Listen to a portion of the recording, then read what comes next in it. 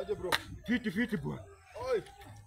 Haufikangi huku kwangu bwana. Leo umefika bwana. Ayo mambo siku hizi ni biashara tu mdogo Ni mdogo. biashara bwana. Unajua nimekopa pesa za Fuliza.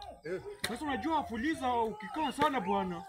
Wanaongezanga hiyo mpesa bwana. Sasa nataka nilipe mbio.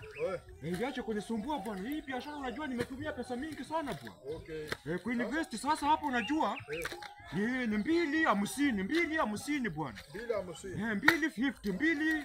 250. Sasa nikuuzie kwa ngapi bwana? Hata uwe wende upikie hata kama ni managu, kizeri, vitu kadha wa kadha. Niko na kasi kuuka bado haijaisha.